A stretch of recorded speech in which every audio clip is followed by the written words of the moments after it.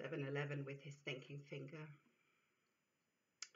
What it looks to me that if that lady could increase the love of herself, she would be better able to observe, because if she's able to love herself, then it's more fun, isn't it?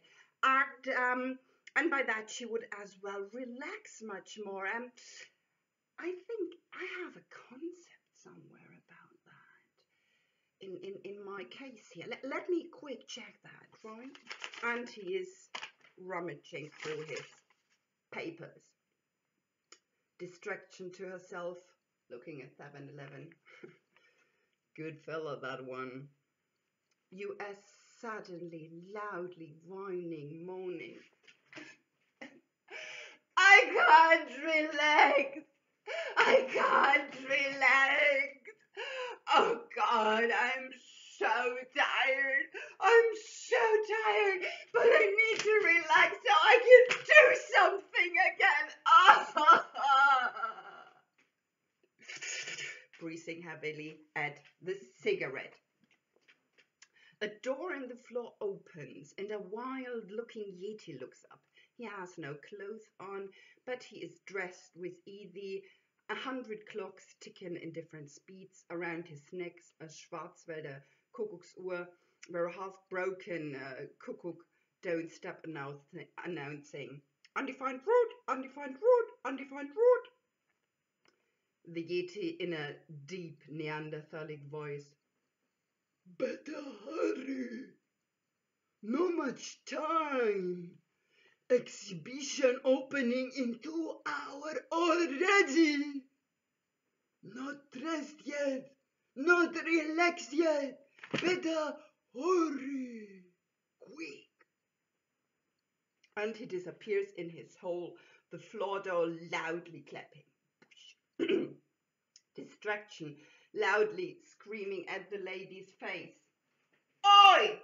Did you hear that? Hurry!"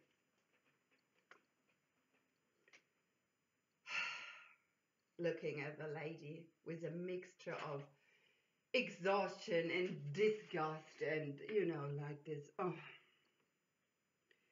If you can't observe, can you then at least relax? I mean, it can't be that difficult. And with a quite military voice, I'm in the moment quite afraid of doing. "Will you relax now? Huh? Will you?" 7-Eleven, finally having found a certain piece of paper he's reading from. All right, okay, look, if we try it with love and light, it's so important to maintain a positive attitude, isn't it? Distraction, good idea, slapping 7-Eleven friendly on the back, then screaming to the lady, "Oi! Did you hear that? Love and light yourself, you bloody bitch! Stay in your goddamn heart if you have to, and feel the love and life for yourself. It can't be that difficult." To 7-Eleven, I have no respect for that one. She can't even love herself. I mean, what is that? I mean, is there any hope left? This one is such a loser. I tell you, it's a waste of energy. Oi! Observe! Or love and light or whatever. Just relax now. The floor door opens creaky again, and the Yeti pointing to one of his wristwatches. "But hurry." U.S. loudly, painfully screaming. "I am so tired. I can't go anywhere. I can't. I'm so tired."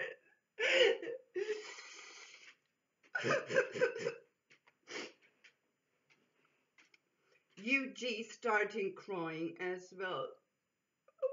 "What?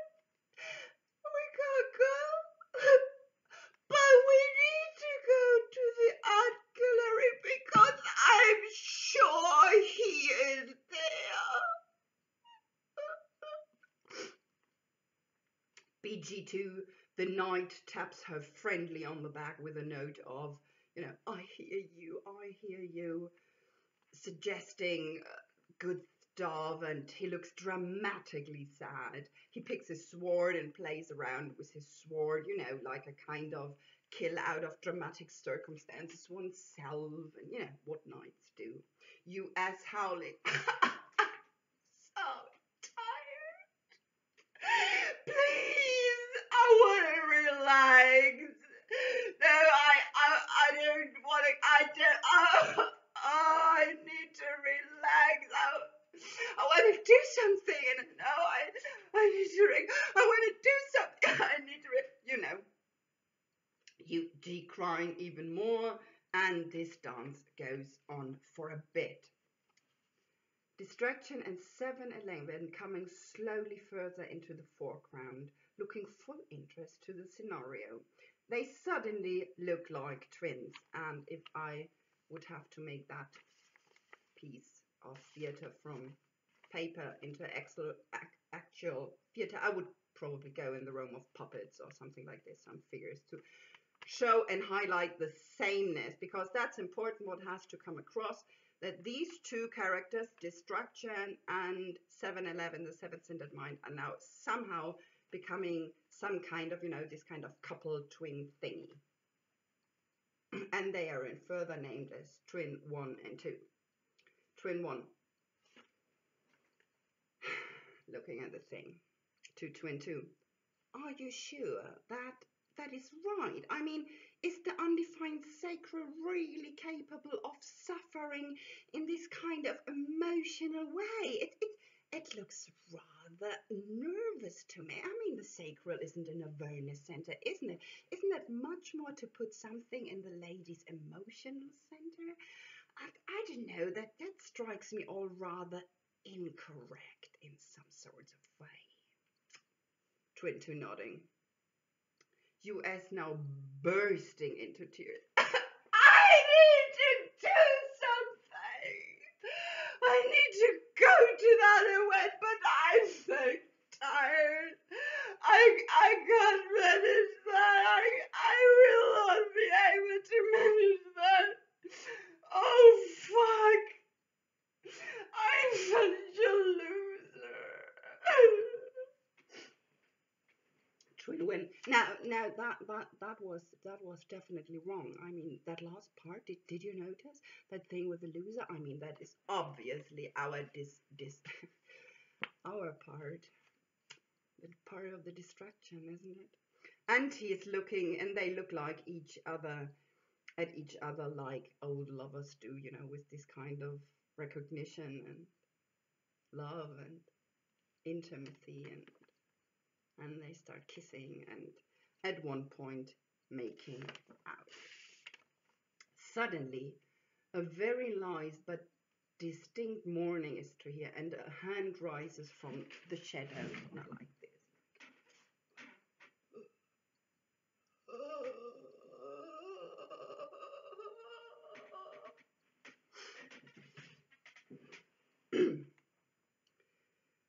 A man is sitting there, ugly, ripped off, a mixture of a junkie and a burglar.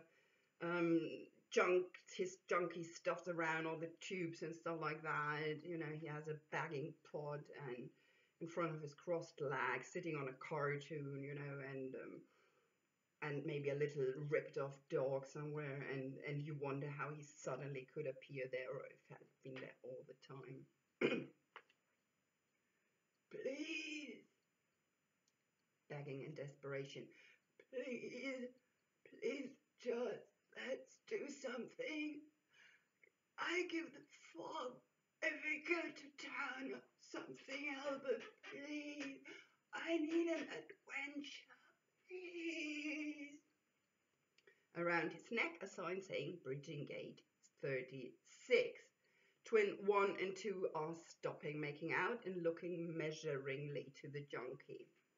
Twin 1 to 2. Interesting.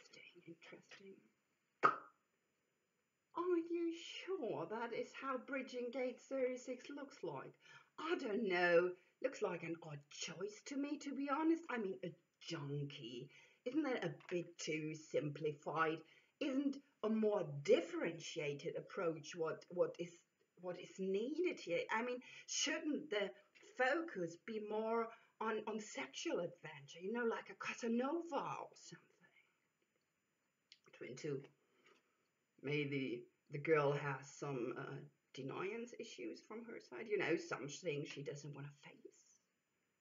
Twin one nodding happily, then both in chorus, we should look that up or ask in school for some more explicit information about Bridging Gate 36. And noticing the synchronistic talk, they again look at each other again like so big old lovers do, like soulmates would. Exactly. After a pause,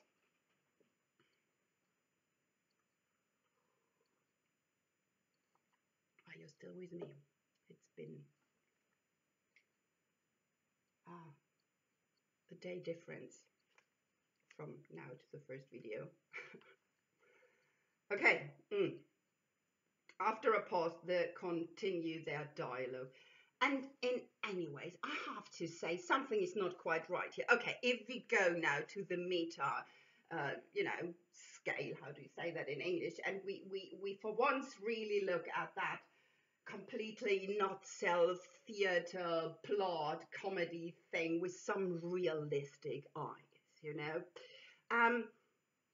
Isn't there a lot just not right? Beside that, the sacral is far too nervous, and about Yuji, I don't know. And the knight shouldn't be much more constantly writing poems, and I don't know. And by the way, what really, really is something that is disturbing me is, where is Bridging Gate 45? I mean, if I understand that design correctly, Bridging Gate 45 is the main bridging gate. Where is it? I can't see it. And speaking of accuracy, for a moment, just for a moment, where are the other undefined centers? And where is, for instance, the undefined spleen? A big cartoon shushes on the stage, lifts carefully, and a naked person looks out and says shakingly, lifting the cartoon. I'm there. I'm here. And the cartoon closes and the cartoon slightly shakens. Twin two, having a checklist suddenly, and here a panel like, okay, we are the undefined spleen. Now, where is the undefined hand? Where is the undefined hand? A huge hat comes in, stops. A ladder comes out of one ear and a person climbs down. And when it stands on the stage, it's saying, May. Oh, but I thought this entire plot, with the not self characters and all that, I mean, that's my idea, isn't it? and he looks around with, what do you want, kind of thing, and climbs back into the ear, closes the door, and leaves the stage. Twin one, interesting, but are you sure that's what, I mean, honestly, are you sure that's what an undefined hand would say? Shouldn't it constantly just ask questions or something like that? I mean, come on.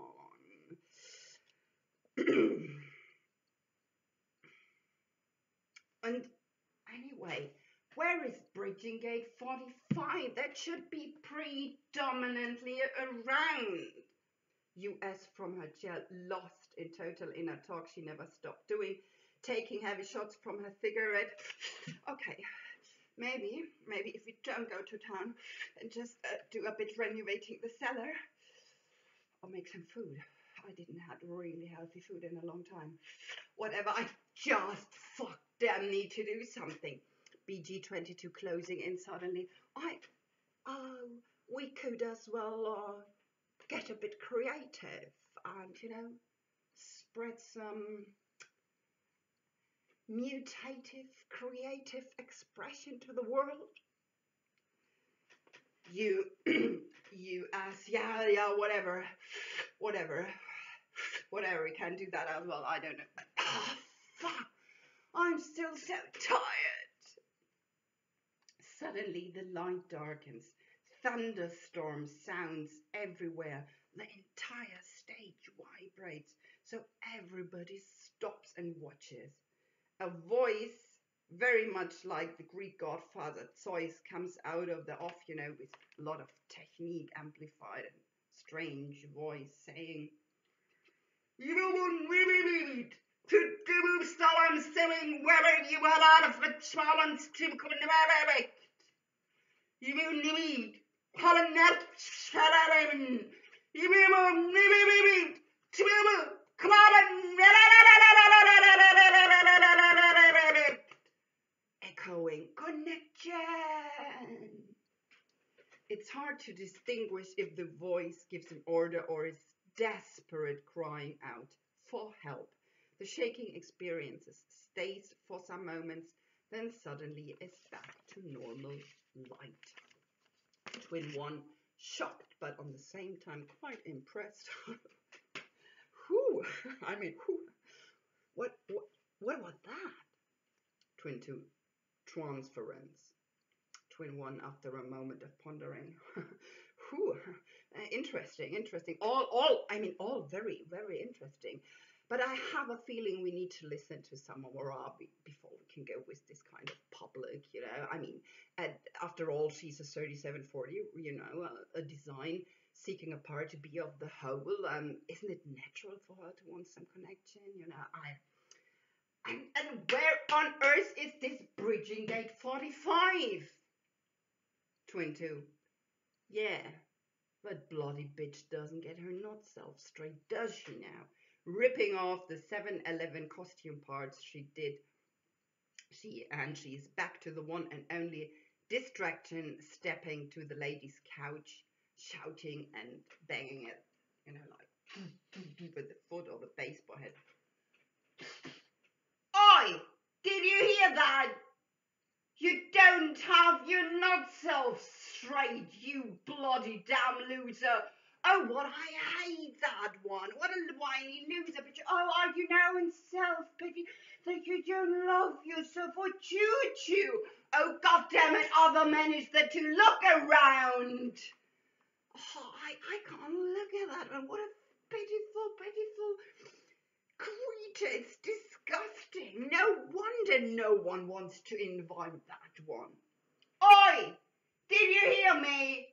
No wonder no one is inviting you. You fucking damn loser, don't get your not self straight. Oh. The floor door opens, the Yeti with a suit appears, dragging a pocket watch out of his tuxedo. But hurry, no much time, hurry.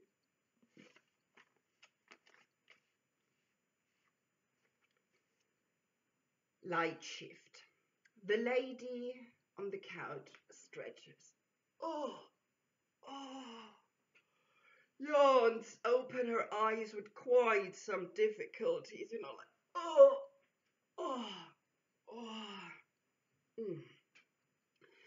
Takes a gulp. And puts the cup on the side-standing table. Everybody watches her. Yuji. Are we going to town now? Peachy 22 is drying her tears and looks himself obviously hopeful. Peachy 36 relaxes and prepares his next shot.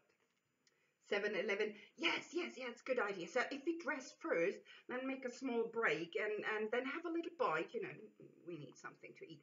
And then have a little break again. We should be able to manage it in time to town and having enough energy for it. And we could as well take the bicycle. I mean, it's a long way to town. So if walking is, maybe it's just a better way to preserve the energy. So instead of walking, keep the bicycle. And so he keeps on muttering. Meanwhile, the lady had gotten up from the couch and slowly walking stiffly to the kitchen. Everybody follows her, muttering, advices giving, and 7-Eleven running to the wardrobe, sorting through the clothes, muttering, just for the efficiency, just only for the efficiency. Better we already know what to wear. And the lady goes to the kettle, turns it on, and murmurs, oh, oh, I need a cup of tea, another one. Oh. And she cooks herself a tea and then sits down in front of the window. The light starts becoming different, the characters stops talking, and clear sentences become more and more random, and finally they start dancing. Curtain falls. The end.